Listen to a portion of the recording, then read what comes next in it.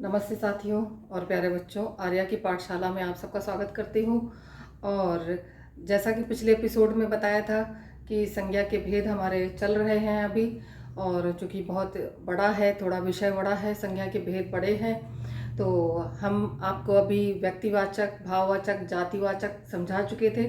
3 भेद हो चुके हैं। अब हमारा जो है चौथा और पांचवा, जैसा कि संज्ञा के 5 भेद आपको मैंने बताए, तो ये चौथा भेद आपके सामने लिखा हुआ समूहवाचक संज्ञा और दूसरा है द्रव्यवाचक संज्ञा।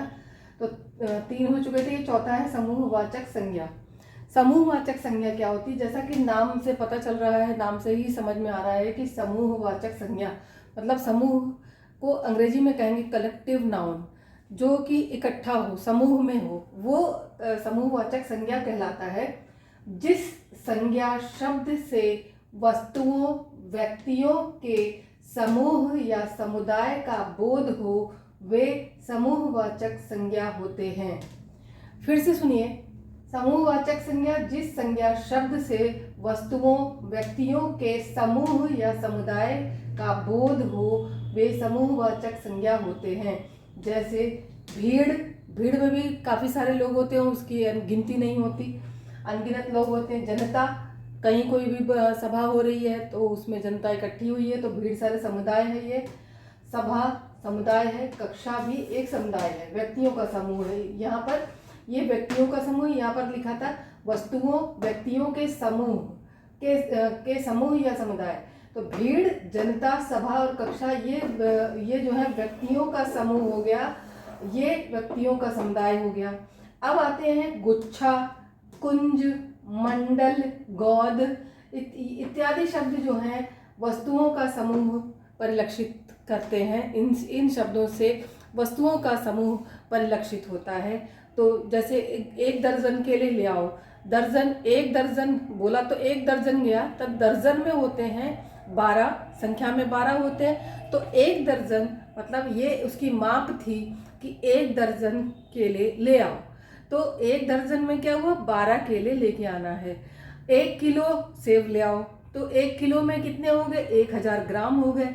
तो अब उसमें 1 किलो सेब में कितने भी चढ़ जाएंगे, गिनती नहीं है उनकी कितने चढ़ेंगे, लेकिन 1 किलो कहा गया, 1 किलो संख्या हुई 1 किलो की, और वस्तु 1 किलो के हिसाब से आएगी, जिसका कि अनगिनत है, गिनती नहीं है। वो चाहे 10 भी हो सकते हैं, वो चाहे 4 भी हो सकते हैं, वो चाहे 20 भी हो सकते हैं, उसके ऊपर डिपेंड करता है। पर वो जो उसकी मापनी थी वो 1 किलो की थी।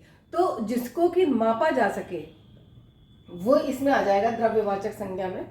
अभी ये हो गया समूहवाचक संज्ञा। जैसे ये गुच्छा, कुंज, मंडल, गौद इत्यादि, जैसे केले की गौद होती है, गुच्छा अंगूर का गुच्छा होता है, कुंज फूलों का होता है, और वो इस तरीके से मंडल कई सारे जगहों को मिला करके एक मंडल बन जाता है। तो ये हो गया समूहवाचक। अब आते हैं द्रव्यवाचक संज्ञा, एब्स्ट्रैक्ट नाउन इसको अंग्रेजी में कहते हैं।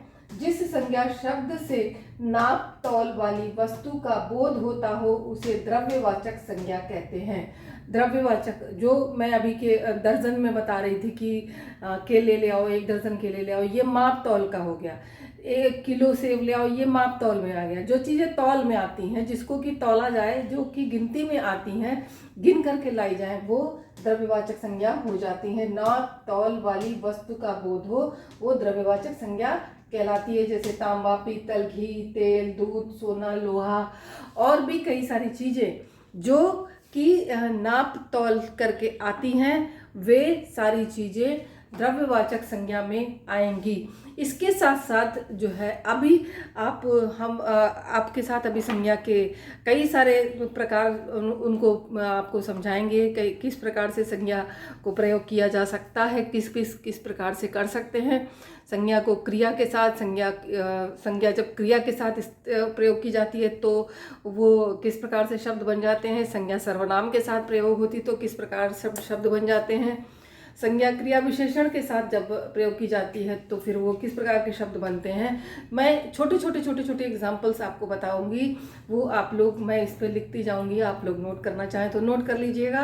तो ये आज का मैं छोटे छोटे एपिसोड इसीलिए बना रही हूँ कि आप लोगों को हमारा जो है एपिसोड उबाऊ ना लगे, जल्दी से आप उस चीज़ को समझ पाएँ और उसको सीख करके मुझसे आप क्वेश्चन पूछ सकते, प्रश्न कर सकते हैं, हमारे कमेंट बॉक्स में लिख सकते हैं।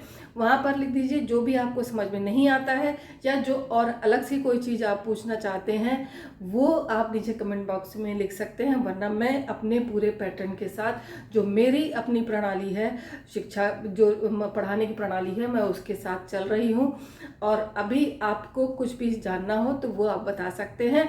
तो जितने भी लोग हमारे चैनल पर आते हैं उनका विशेष विशेष धन्यवाद, और जो नहीं आते हैं उनसे रिक्वेस्ट है, उनसे मेरी प्रार्थना है कि चैनल को सब्सक्राइब कर लें, चैनल को शेयर करते चलें ताकि और लोगों को लाभ मिले और जो है हिंदी को बढ़ावा मिले। हिंदी के साथ थोड़ा सा आप लोग मेहनत कर लें और इसको शेयर करते चलें। तो इसी के साथ जय हिंद जय हिंदी। अगले एपिसोड में मिलेंगे और जो मैंने आपको बताया कि किस प्रकार से शब्द विन्यास होता है, संज्ञा किसके साथ मिलकर कैसे हो जाती है, वो अगले एपिसोड में हम बात करेंगे। इसी के साथ अभी धन्यवाद।